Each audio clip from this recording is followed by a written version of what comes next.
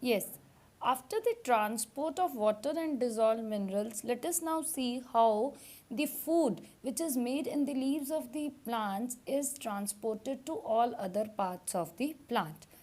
The process by which the food which is synthesized in the leaves of the plants by the process of photosynthesis is transported to all other parts of the plant, buds, stems, roots, is called translocation of food. So the specific term which is used for transportation of food is the translocation.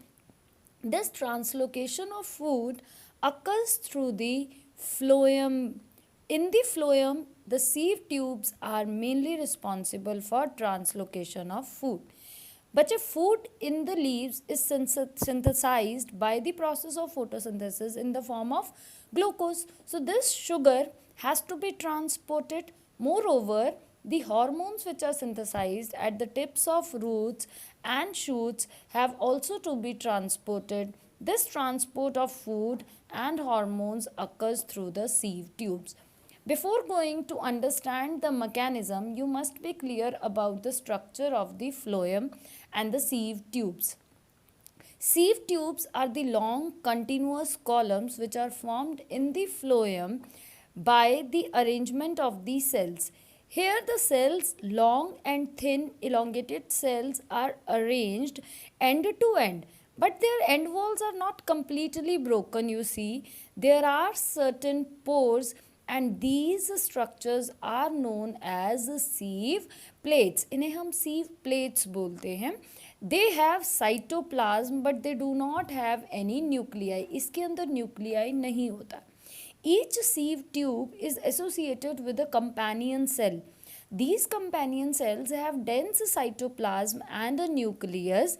This companion cell, it provides the substances which are required by the sieve tubes.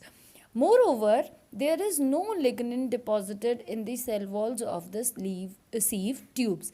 These are the living components unlike xylem vessels and tracheids. So these are formed of living cells joined end to form tubes called as sieve tubes. End walls are not completely broken, but they have small holes to form sieve plates. These sieve tubes have cytoplasm but no nuclei. No lignin is deposited, means cell wall is made up of cellulose only, and each sieve tube has a companion cell and a nucleus as well as a nucleus. Now let us discuss about how the transport of food occurs in case of plants. The movement of food, that is the translocation of food, is understood by Munch's mass flow hypothesis.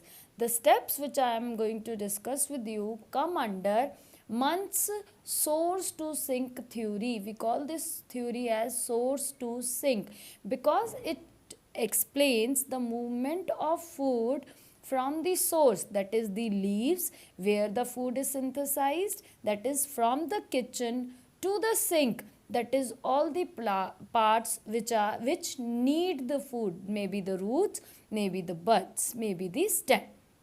So from source to sink, food gets transported. There are 3 steps in Munch flow hypothesis.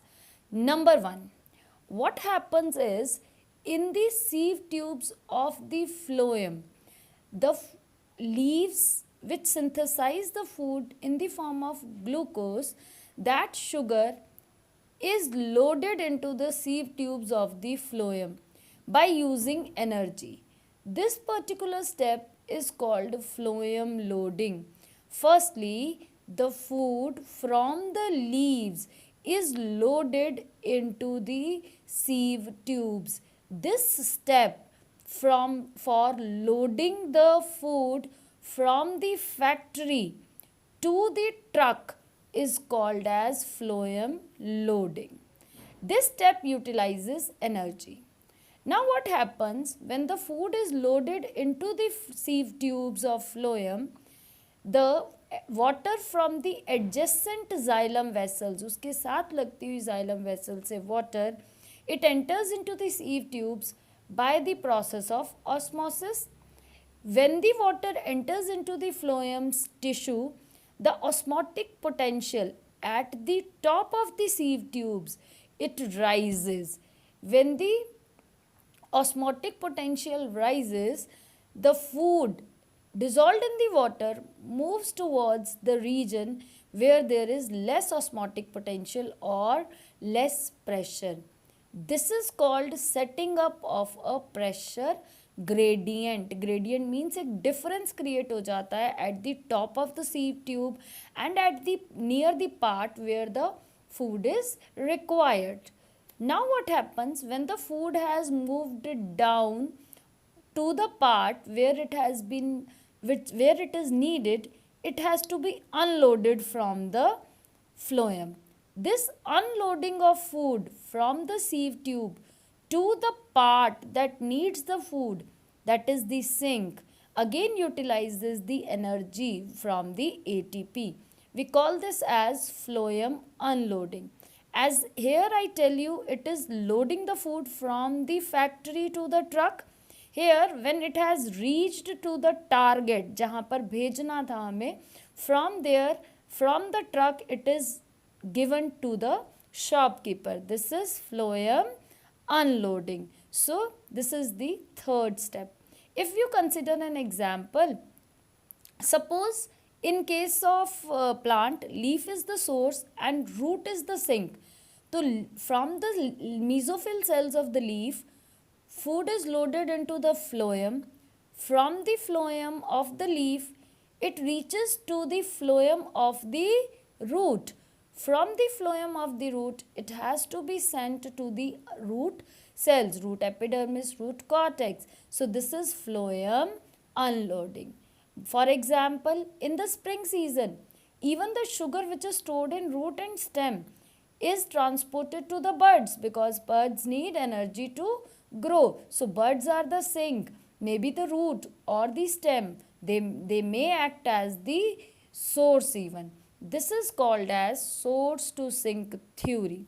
Again, I explain it to you through a small diagram. You try to understand this.